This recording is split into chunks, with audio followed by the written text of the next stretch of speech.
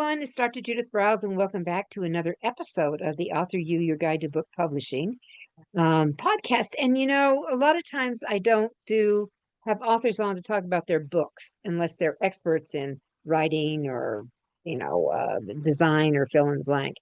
But every once in a while we have an author on, and that's what we're going to be doing today because his journey is a fabulous one that started when he retired to now signing a contract for a movie. So we're going to go through that, but let's start like we always do. I start with a quote from my book, Snappy, Sassy, Salty, and Success for Authors and Writers. So 400 of my quotes.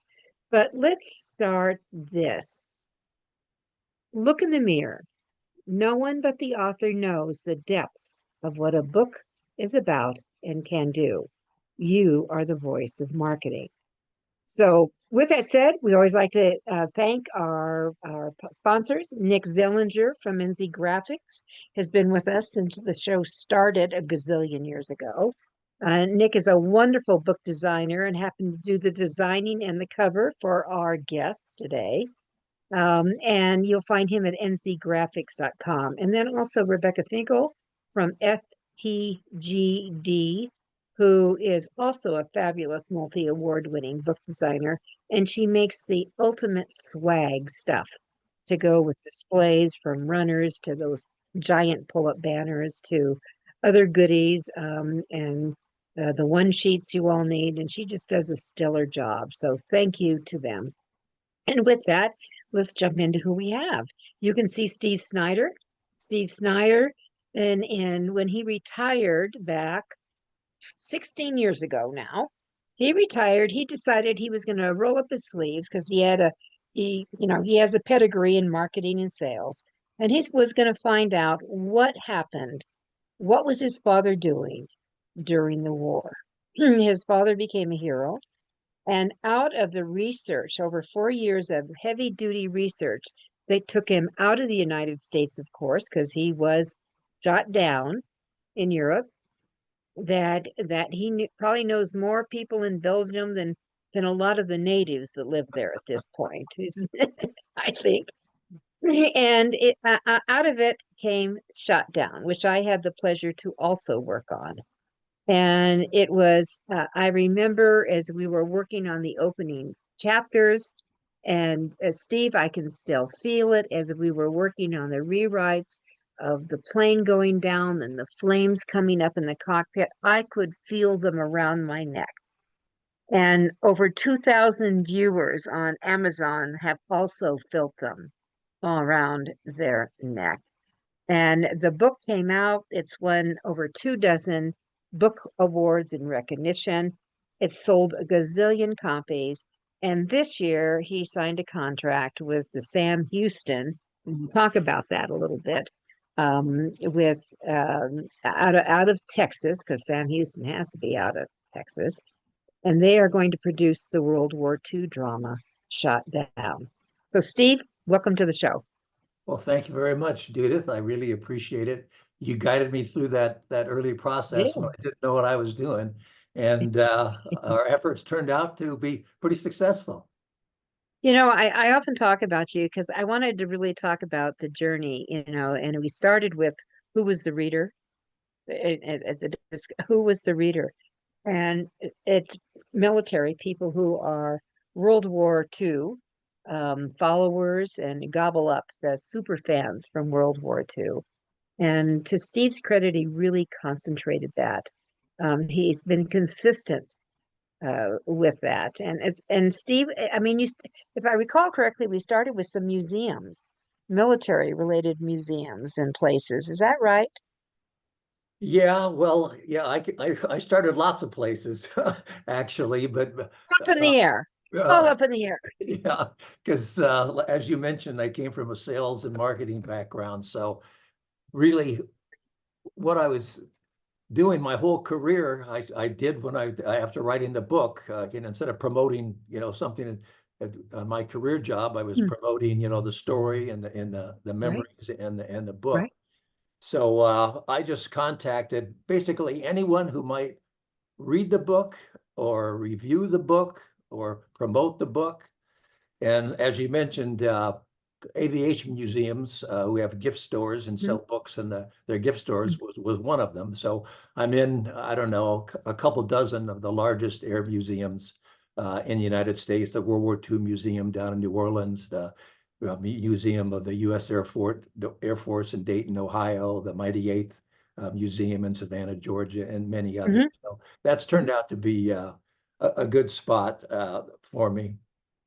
And then I started doing PowerPoint presentations to all sorts of groups, not just military, but service organizations, retiree organizations, because also the target market is the baby boomers, because they had relatives who served in the war. The 8th Air Force, uncles, grandfathers or what have you. And so they're a good target audience as well. And so, And they buy books. And they buy books. and they buy books. Yeah, yeah. They're second generation for the most part, from those guys who actually fought the war. So they buy, books that you can hold in your hand, which is nice. But I found more and more, especially people on LinkedIn, they like audiobooks.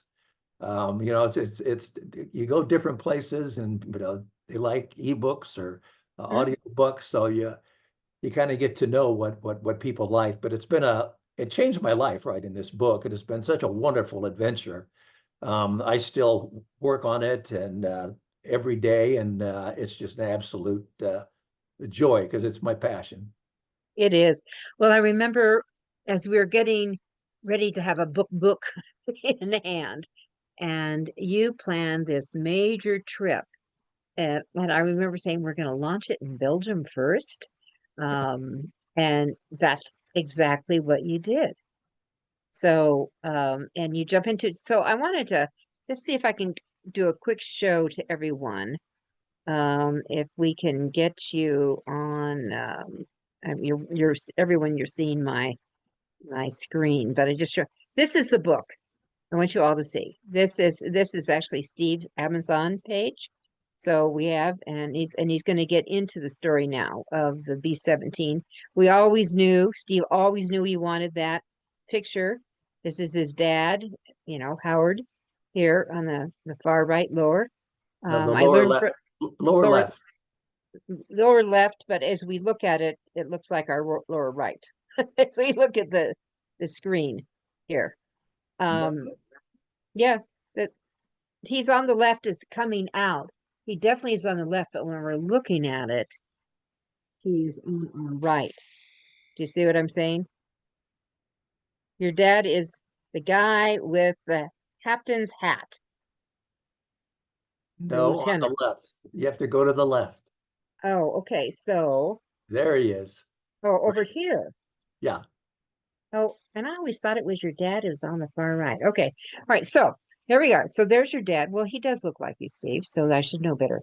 Um, but I want you all to notice that that I don't know if we could get away with doing this cover with a burning plane going down now, Steve.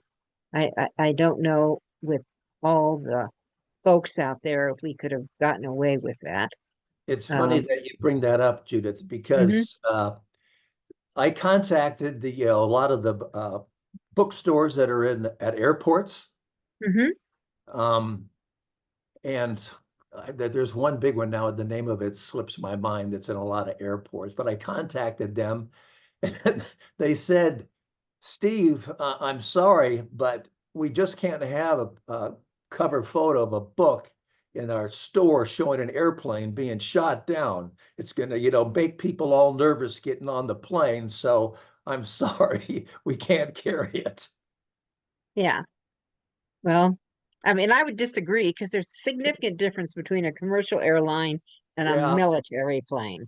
yeah, I guess Um, they have strict rules or something. I don't know. well, and things have gotten tougher. I will tell you, things are gotten tougher on that. But if you will all notice that in going up here very quickly, he's got over 2,000 reviews. It's very cool going on with that. So I'm going to stop the share, but it's done remarkably well, and he's gone from to a newbie author to a well-established speaker. He even speaks at the Air Force Academy now. And what are the topics you go in there? You're telling the story of the book, or what are you talking about when you're at the Air Force Academy? It kind of starts out how I came to write the book, Uh-huh. and go into my father's, pilot training, and then kind of follow him, to England with him and his crew, and then Hmm. talking about what bombing missions, flying combat missions were like. So I talk a lot about the air war over Europe. And then I go into what happened after he was shot down and bailed out of the plane and his adventures on the ground. And then I kind of end it with a tribute to veterans. So it's not only to promote the book, but it's just to try to communicate and educate the public about what it was like, to the horror and the chaos and the terror of flying those planes. There are more men lost in the 8th Air Force than the entire Marine Corps fighting in the Pacific. And Whoa. being a combat crewman in the 8th Air Force was the most dangerous duty assignment in the United States military during World War II. And so So people don't realize that, and that's what I try to get across.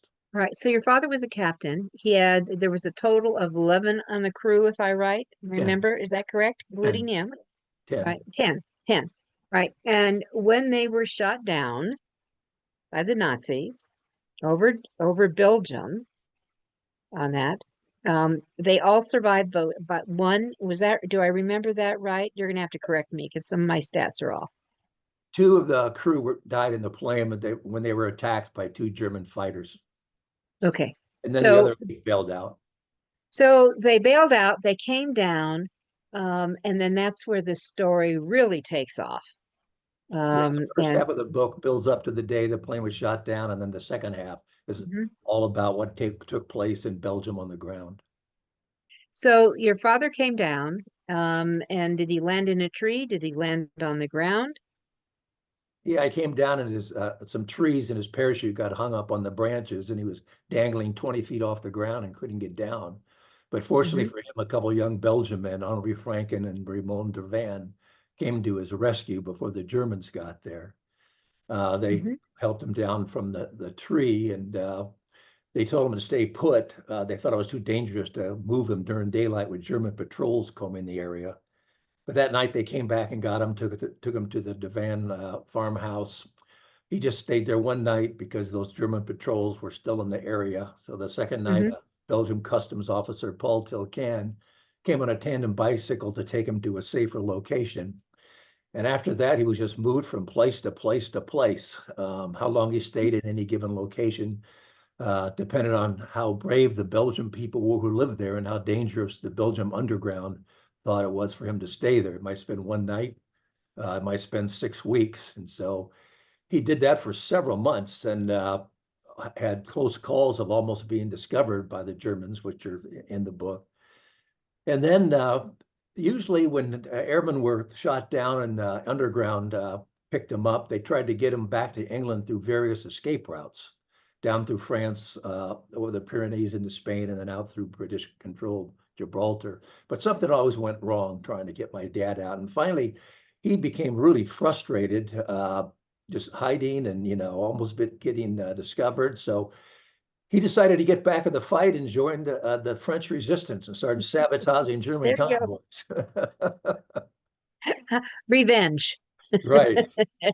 And they had several exciting encounters with the German convoys that are described in the book. And then finally, 7 months after he was shot down, words came that there were U.S. troops in a nearby village of Trelone, France, who would come up through France after D-Day. And he met up with them and then got back to England. Well, but your father did something unique when he was in the underground, if you recall. And he didn't speak, right? So his voice couldn't be heard by Germans. Well, they gave him a false identification card that said he was mute and Mm-hmm. deaf. So, because he would ride on, moving him around. Sometimes he'd go on bicycles, the trains, buses. Uh, so, and there was a time that he was with some helpers and he was on a train and the German came up and started talking to my dad, and then he started coughing, and then one of his helpers said, he can't speak, and then fortunately, though, the Germans got off at the next stop, so it didn't really escalate at all. But yeah, Spooky. there's a lot of close calls that he had.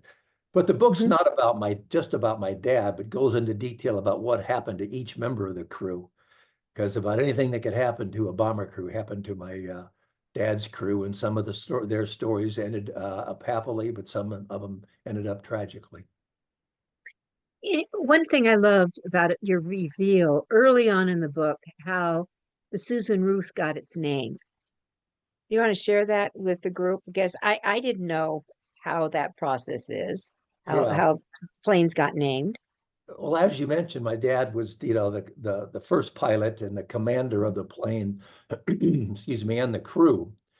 And of the 10-man crew, there were 3 that were married, but my dad was the only one that had a child, and named Susan Ruth. And she was 1 year old at the time that my dad went overseas to England. So he named the plane after my oldest sister, uh, Susan Ruth, and that's how that plane got the name. The crews kind of got together, but the the commander of the plane, the pilot, since I think he was the only one that had a little girl, that they just went along with that. So he was very proud of that. And the plane was Yeah. always known as the Susan Ruth. And in Belgium, it's the memorial. They built a memorial to my dad and his crew in 1989. It's the Susan Ruth Memorial. And in Belgium, they're always Mm. talking about the Susan Ruth. And my dad was the pilot of the Susan Ruth. He indeed he was. So when you started your research, and you're starting to gather, what was the trigger that opened up the people who live there to start sharing information with you about your dad? Okay. Well, a couple different things. One, my parents had kept a lot of material from the war years, and I wanted to go through that and organize it and learn more details. And my dad had written a diary about his plane being shot down while he was missing in action, which is Mhm. absolutely riveting. And that my dad must have been a pretty good writer himself. Mm. Uh, and then, but the other item that was amazing were all the letters that my mother kept that my dad had written to her while he was stationed in England. And he was really candid in these letters.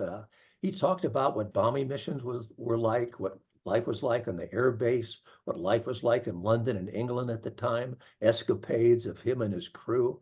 And it was just fascinating. And that's really what triggered uh, me to learn more and get to the point where, because I had no intention of writing a book at all, but after reading all Mm. these letters, and then I said, maybe I have to write a book. But as you alluded to about the Belgian people, Mhm. 1984, a Belgian man, Paul Delahaye, who was a young boy during the war and greatly affected by it. His father was a schoolmaster and was thrown in prison for a while. But he became a local historian. He interviewed, along with another Belgian man who was a young boy, Mhm. Jacques Lowe, and they Mhm. interviewed all these Belgian people who were about the war and who were in the Belgian resistance. And they documented their testimony, and they gave me unbelievable detailed information that have been lost forever without their research. So I owe them a huge debt. I could have written the book without their help, because when I was writing the book, I would think to myself, people are going to read this and go, wait a minute, how does this guy know this detailed information about events that took place 70 years ago? Um, but it's all based on firsthand testimony by the people who were involved in the events that took place. Yeah, I was so blessed and so fortunate to have so much information about the book. I mean, I had to write a book. Mhm. And it's a good thing you did. I mean, one of the stories you remember you telling me that you were at one of the air shows, and it was an air show, and you had a table or an exhibit or something there. I haven't been in an air show to look at exhibits before, so I wouldn't know how those are set up. But a young boy kept coming back to you. And you can correct me. I'm jogging a little bit. It kept coming back and said, "This is the book I want," and it was your book. Do you remember that story at all? Yeah, I'll tell you a couple stories. One, yeah, that was at the World War II Museum Air Show down in Uh-huh. New Orleans. And Okay. this little kid, I forget how old he was, maybe 8 or 9. Yeah. Yeah. And he's World War II buff, reads all these books, and he comes up to me like challenges me, like, why should I read your book? How do I know it's any good? And he really took me back. And so I was talking to him, and he goes, well, I'll think about it. And then he came back a little later, and he goes, I've decided I'm gonna read your book. I'm gonna bought you, and he bought it with his own money. That's why he was, so cautious. Mhm. Another time, though, this is really was a neat little experience. As I was at Oshkosh Air Adventure in Wisconsin, which is the biggest air show in the world. It's incredible. This I year, didn't know that. this Whoa. year it lasts for a week. Over 600,000 people go to that. Wow. But this little boy came up to me one year, and he says, "I bought your book last year, and your book is my absolute favorite book, and you are my favorite author." You know, Oh, little things like that are just fantastic because that is fabulous. we're so pleased when any younger generations and little boys as young as 5 or 6, would read it. And it's always just terrific to see the younger generations want to learn about history and World War II. Hmm. Well, I think what's very cool about your book in general is it really gives, because of the detailed journals that your dad did and all the letters your mother saved, and then the input from those in Belgium who are actually involved that have, become friends, and, there, or the children of some of these people now, Right. um, that it really is a gritty, true to life. This is what was going on. I think that's what makes it powerful. And every once in a while, when I think about World War II, I said, "Oh, John," to my John, and I'll say, I think it was time to rewatch Gary Oldman's movie on World War II and the D-Day deal. Just that kind of thing, the build up to remind you. And I know some of that I've shared with my listeners before that I actually have a oil painting that was gifted to me by a mom whose husband was killed in the camps and that, and she just wanted me to have this oil painting that the Nazis had stolen and then returned to. She eventually got it back in the monument land type of thing. And she just said, "You've always loved flowers, and I just want you to have this for your 50th birthday Oh, years ago." cool. So I hang it in, and I don't know, Steve, if you've ever saw it, but it hangs as you walk in the door. And what the Nazis did is a lot of times for the painters is they would darken out, erase kind of with paint, whatever the background of the paint was, and they would black it out, and then they would paint in another name on top of it. Oh, oh, okay. Yeah. And so my friend's mom said, she said, you might want to go down to a museum and maybe kind of dig down and we can find out who this artist is. And I've chosen never to do that because I just want to be reminded that that wasn't that long ago. So my Oh, side story. good story. Yeah, my side story. Well, let's talk about your journey. So you published the book. What year did we publish this? 2014 in August, because I was going over to Belgium for the uh Yes. that would be the was it the 70th? Yeah, the 70th The anniversary 70th. Yeah. of And you took like 50, my you dad's took plane being shot down. and you took like 50 books with you or something. You were Well, carrying not books? quite that many, because Okay. at that time I only had the hardcover book, which they get pretty heavy. Yeah. So I brought some with me, some to give to a lot of to Belgian people who helped me write the book. And then so that's why I was on a kind of a timetable to get that done, which we did just barely, but and so yeah, we kind of rolled it out there, and then I started just on that journey to I entered a bunch of contests, book Over awards, 20 of them. Yeah, over 20 and of them. I contacted all these different magazines or online magazines that did reviews of books, not just military reviewers, but like Book Life and a bunch of other ones, and was successful in getting reviews, and that helped a lot. And then just started, getting on the internet and contacting people and setting up presentations to make, uh, and I'm very active in World War II aviation history. I'm the president of the 306 Bomb Group Historical Association. My dad was in Mm, the 306 Bomb Group, and I'm on the mhm. board of directors of the 8th Air Force Historical Society. And so I have lots of contacts through that, because in the 8th Air Force, there were over 40 bomb groups, and they all have Facebook pages. So I was very active on Facebook, contacting people and promoting the book on Facebook, which I How got many of, I, yeah, which how I many, got kicked off of for a while. oh, too much action, huh?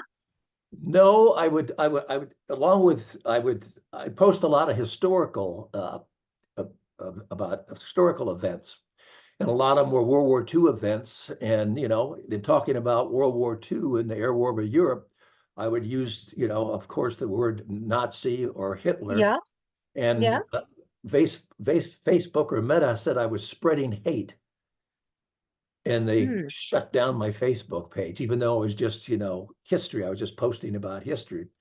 I wasn't commenting on it. I was just saying this event took place, on this date. mhm. So, And how did they welcome you back? well, What? I had to start a new profile all over again, which is a big pain in the neck. Yeah, I didn't do it for about a year. I was kind of upset. picked. And so then Yes. I transferred to the LinkedIn, which is actually a blessing in disguise, because the LinkedIn Mm, audiences are totally different than Facebook audiences. mhm. Very. Very, and it opened up a whole new avenue to contact people, and really that's how Mhm. I got this book deal, is through a contact on LinkedIn. Um, I know. So let's talk about this. What's going. So I have a little press release that came out from Sam Houston. And it's the headline is Sam Houston to produce World War II drama shot down. So what was it like to was it a phone call or an email that started it? well, I connected with Steve Hill, Hmm. who's the executive director, uh, Hmm. or CEO of Sam Houston Southwest Film Investment Fund. And he goes, "Gosh, this sounds like a really interesting story." His dad happened to be a bomber pilot during World. Ah, And he ah. goes, "This sounds pretty interesting. We fund, films and make films, produce films. We might be interested in this. Send me a copy of the book," which I did, and I didn't hear from him for several months. I totally forgot about it. And then he gave me a call, 2 or 3 months later, and go, "We've read your book, myself and our screenwriter, and we absolutely love the book. We're seriously thinking about this." And I go, "Great." And then I didn't hear from him for, a few more months, totally forgot about it again. And then he called me up and said, we're going ahead with this. We want to make it into a movie. We're going to send you an option purchase agreement, run it by an attorney, and then get back to me, and we'll sign it and start the process." Fortunately, my youngest son, Clayton, is married to an actress. Uh, Allegra Edwards is her name. She the fourth season of a show that she's on called Upload is going to be starting on Amazon again fairly soon. So Nice. I contacted her theatrical, Attorney. Yeah. sent it to him, and he goes, "Well, this is kind of pretty much boilerplate, but you can do better than this." As I go, he goes, "Let me talk to him." And so I said, "Okay." And so yeah, he talked to Sam Houston, and for lack of a better word, got me a better deal. And so then we signed the contracts, and then we had our first Zoom meeting with my son Clayton, because he's really involved in the 306 bomb group, and Mhm. been over to Great. Belgium several times. Well, yeah. And so the two of us met with Steve Hill, and then Steve John uh, Whitwinder, the screenwriter, and talked about it, the process and so forth. And we left it that Clay and I were going to collaborate with the screenwriter to write the treatment, and then from the treatment he'll write the screenplay, and then they have to find a director and get a cast, and so on and so forth. So that's So, that process worked. so who do you see playing your dad?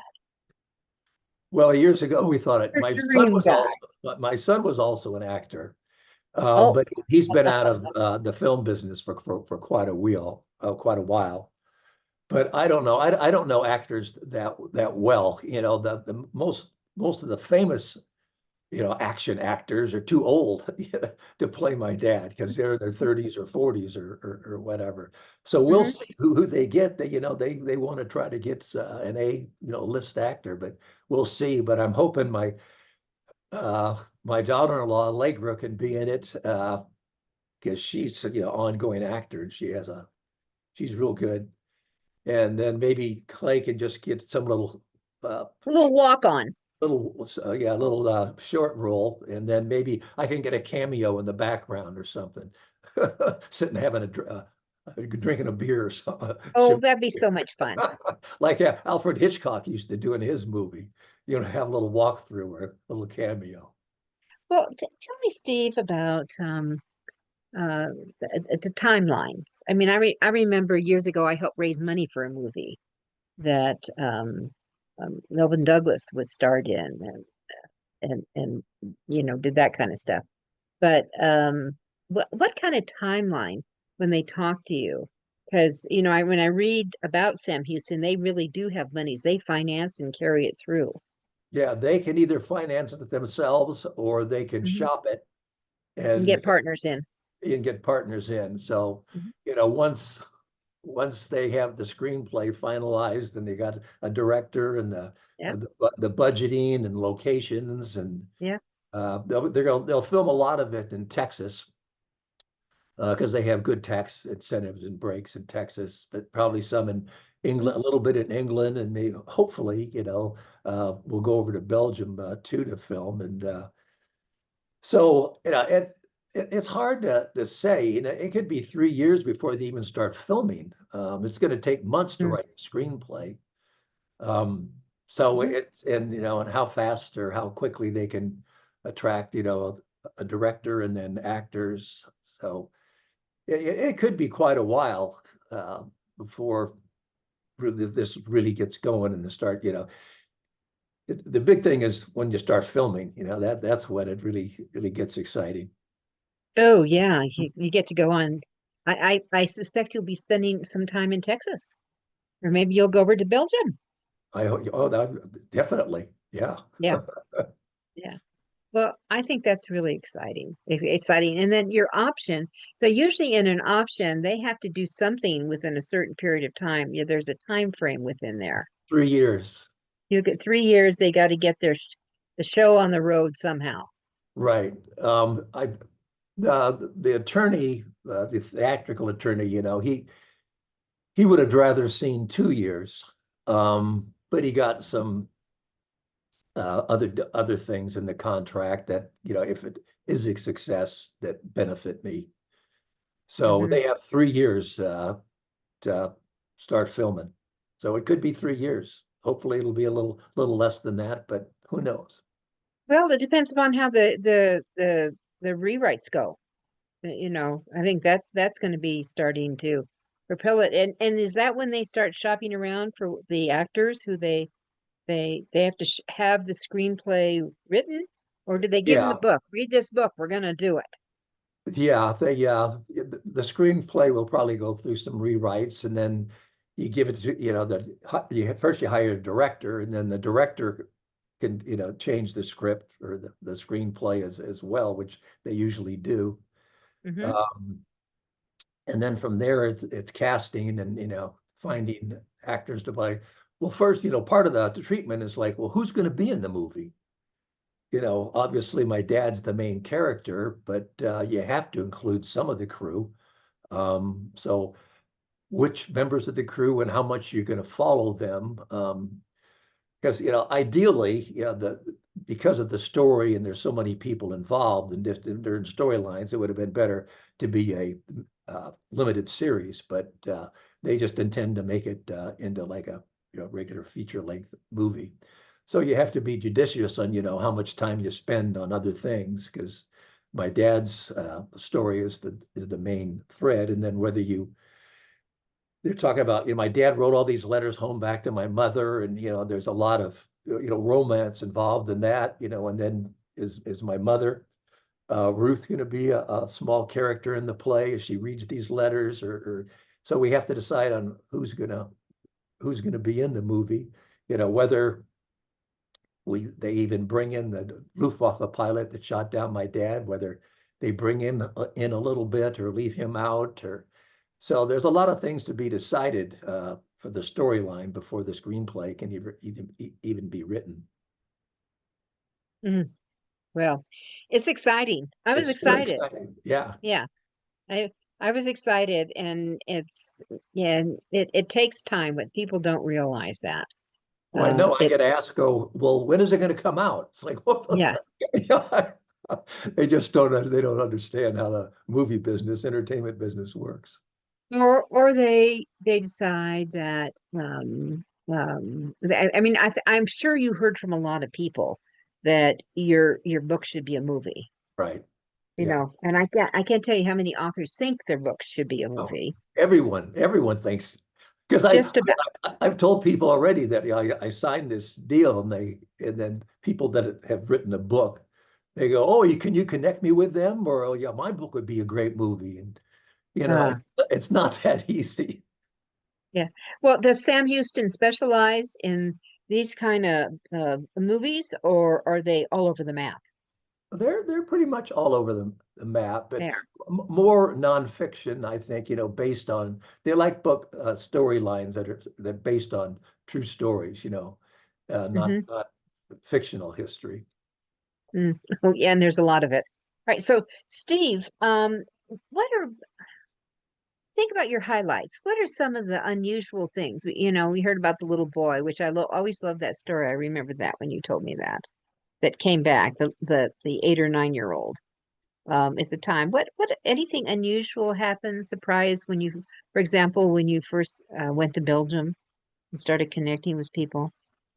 Oh, well, every time I've been to Belgium 8 times, and every time I go, I learn something new. Oh, I was just there this last June, and Jacques Lelot, one of the Belgian men, he has a birthday coming up. He 89 tomorrow. But he did lots of research. I met him, and he found another farmhouse that my dad stayed in before he crossed over the Belgium-French border to join the French resistance. oh, ooh, okay. So, I learned th that's something. Every time I go there, I learn something new. So it's fascinating. Mm, Um, and one of the great things that this took place in southern Belgium, just north of the French border, where they speak French. And it's all rural farmland, and it hasn't changed in hundreds and hundreds of years. So all these houses and farmhouses and locations where the story took place are still there today. So you can go visit where history took place. I've been in rooms where my dad was hidden, in farmhouses and different places, and where other uh, events took place involving my other members of my dad's crew. And so it's really mm, emotional going over there when you see this is where this man was killed, or this is where this man was captured, um, or this is where they stayed, or this is where the plane came down. So it's, I love going to Belgium. I could go there every year, I've made so many friends over there. But getting back to one of the things that, just discovered, all my dad knew and all the Air Force knew is that he was attacked by 2 German fighters. And that's Mm-hmm. all I thought I'd ever know. But one day when I was doing research, my wife Glenda said, well, why don't you try to find the German pilot that shot your dad down? And I'm thinking, oh gosh, she means well, but she's naive. She has no idea what she's talking about. It'd be awesome. But like a good husband, I did what she told me to do, and I As found, you should.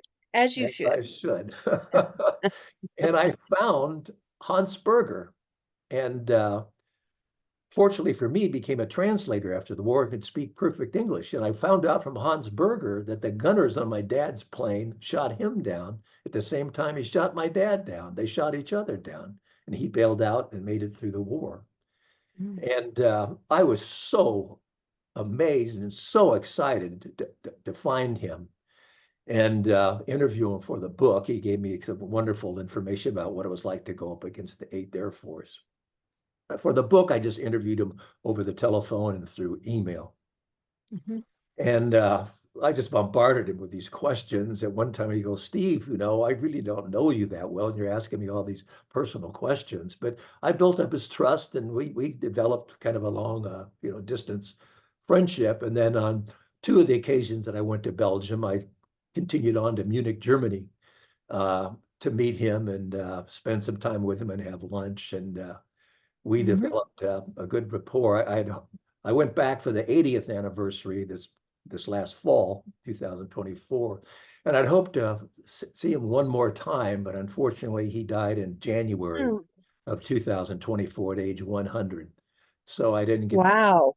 one last time. But I feel so fortunate that I got to meet him and know him, and learn about him. And a lot of people ask me, well, don't you hate this guy that shot down your dad's plane? But I felt a real affinity and kinship for him because, at one point in time, his life and my dad's life crossed paths. So he's part of my dad's life and part of my dad's story. And my dad would have loved to have met him, but unfortunately, my dad Yeah. passed away already. I mean, that would have been great just to be a fly on the wall and listen to those 2 guys talk. Ah. Hans Berger said, it was unfortunate we had to be shooting at each other, but that was war. We were Mhm. trying to do a job and trying to fight for our country. So Mm. I remember that story. I was hoping that was the one you were going to tell me. Tell us that. And I remember that because it's so unique. And in fact, they both shot each other down, which right, is also, I mean, where did he land? he How came did down he to get Belgium, rescued? but Belgium was occupied by the Germans then. Ah, So the Germans picked him we're up. glad to save him. Yeah, and then take him back, send him back to his base to fly more missions. He was shot down 3 times. So he was a miracle. Almost all his friends were killed during the war, so it was a miracle that he survived. My goodness. Okay. Well, Yeah. Steve, let's talk about, I mean, you became a master researcher. And can you I think that you would be a good person to give tips. I mean, we're talking about a biography, everyone. Steve did a biography, but research comes in all kinds of different directions and elements. What kind of advice would you give to an author who is going to need to do some research, or maybe they don't need that? Maybe they don't know they need to do research. Where do you start? Well, that's a good point you make about knowing or not whether you need research, because one thing that I don't know if anyone would do this, but I was writing the book and taking information from my dad's letters. My dad would mention these things. Mhm. Uh, and I go, well, I don't really know much about that. Maybe, so rather than just commenting on, uh, there is a radio show, I'll just give you an example. I forget the guy's first name. His last name was Waring. and he had a radio show that was real popular at the time. And so I researched this and ended up, he was the guy that invented the wearing blender. Mhm. And little tidbits like this. One of the things my wife said that she never knew what GI meant, because you hear about GIs, Mhm. and it originally meant galvanized iron, because that's what the Army purchased a lot of their material. And then it kind of morphed into government issue, not just iron, but anything that was provided to the Army was called government issue. And then Mhm. the soldiers just became known as GIs. It kept, Government issued. yeah, in a sense. And so my wife said, "Yeah, I never knew that before." And there was lots of little tidbits like this. I go, "That I don't know about that, but maybe people who would be reading this would be interested." And so I researched all this stuff, and I think that adds, kind of anecdotes surrounding the war that put it in interest. That it's not, because when I wrote the book, I didn't want it just to appeal to World War II, you know, historians, Aficionados, or right, right. I Yeah. wanted it to appeal to a general audience, people that really didn't know much at all about World War II or the air war over Europe, Mhm. or really had even an interest in it. Mhm. I wanted to be a more historical book, and I just wanted to not only attract male readers, but female readers too. And so I wrote it with that in mind, just not being a war book per se. Mhm. Mhm. Did you do the for your audiobook, did you do the narration or did you have someone do that? Well, I should have had my son Clayton do it, because that's what he was acting. And that would have been great to have, the Oh grandson, yeah. do it. He has a very good voice, and Yeah. knows how to project. But Yeah. no, Richard Riemann out of Uh-huh. Colorado did it. Richard did it. Yeah, Okay. Yeah. and he Well, did it. he yeah, and Richard, for those of you who don't know him, Richard not only is an author himself, but he was my coach when I went into the studio. When I was in the studio doing my books, Richard was with me always. And I'll never forget the time he sent me home, Steve. I got sent home, bad girl, because I don't Actually, that doesn't surprise me, Judith. I don't eat breakfast. I have tea in the morning and maybe I'll eat lunch. But the mics are so sensitive in these studios that I got sent home because that they overtook the recording and my stomach was a participant.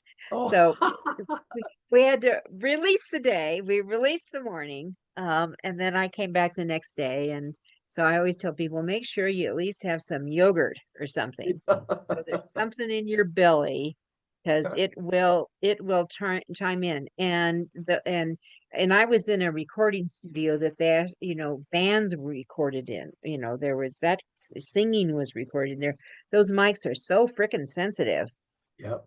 Um, and they do pick up the breathing and all that. But Richard was at my side for I can't remember how many books that I did the narration on myself. And then he was kind of like the producer. So he would stop me. Okay, I want you to just do the line over again. Do the line over again. And then we had an engineer. So I'm in a closed studio, and then Richard and the engineer. So we would come out in 2 days. We always had the book done on that. But what Steve did is he had Richard do the reading, the narration of it Yeah, instead it, of it his own. was it, it was a challenge for him, because there's so many German words and French words uh, in the story, and Yeah. names. So he had to.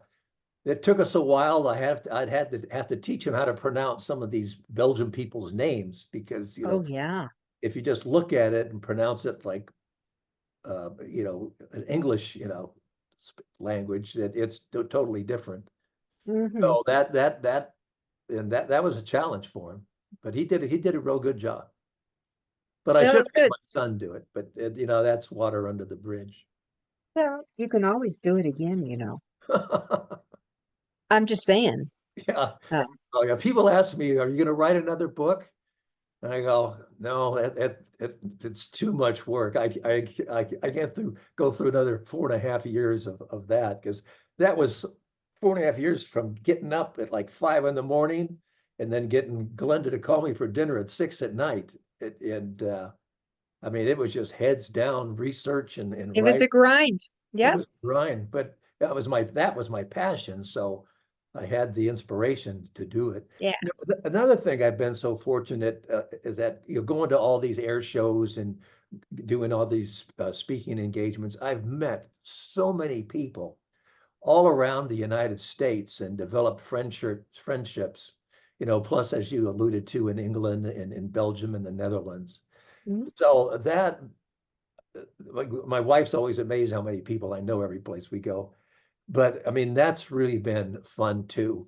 Um, and I help a lot of people learn who had a veteran in the 8th Air Force, Mhm. because most of these guys didn't talk about it. And so, younger the cousins or grands, They don't. they don't know anything. Don't talk about it.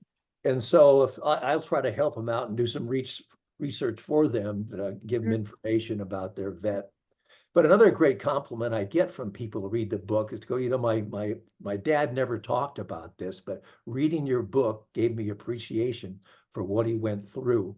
Because as I alluded to, it talks about what training was like, what life was like on the air base, you know, going into the local towns and the pubs and interacting with the locals and the English girls and bombing missions. So it kind of gives you the whole gamut of the experience of a man that was in the airman that was in the 8th Air Force during World War. Mhm.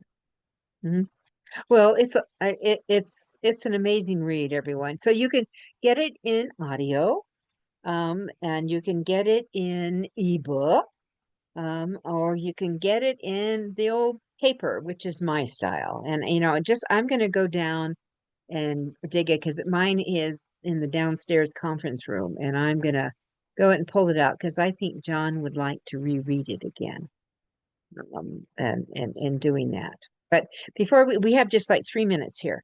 So I'd love to have you. You are going to be a one book pony. I always knew that Yeah. you were, and it was my pleasure to be by your side as this baby got birthed. It Well, got I birthed. wanted it to do it the right way, Oh, thank you. and Yeah. something that would be for professional, and because I wanted this to be read, and I was fortunate to hook up with you, and with all your guidance, really, helped me to achieve that goal. Thank you.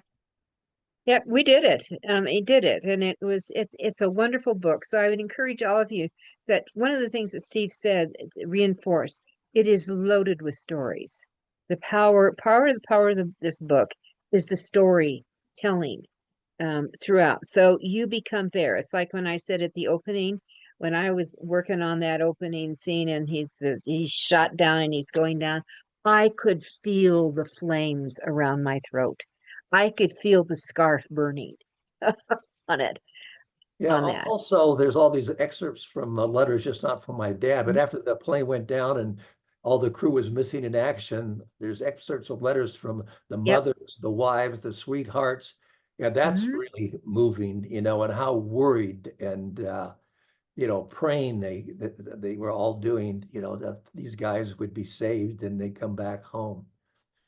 So Yep. that's I, poignant. I think I think as you wrapped it, you were such a great example of a bestseller. A lot of people, I'm always amused when people are going to write their life stories when they're 25 years old, and I want to say gag me. That here is Steve didn't start writing until he retired, and he created a bestseller that's now going. It's optioned for a movie. It's got over 2,000 reviews on Amazon. I think Steve is a great example of showing actually patience and persistence and having a vision for his book as an author, and cheerleading for his dad. So, Steve, thank you so much for being with us. Well, it's my pleasure. It's been a lot of fun. It's always fun in interacting with you, Judith. I know we always have fun. All right, Steve Snyder is the author. The book is Shot Down. Go get it and see how a well-researched book grabs the emotion and is put together. We'll be back with you next week. I'm Judith Briles. It's AuthorU, your guide to book publishing, and keep on writing. Thank you.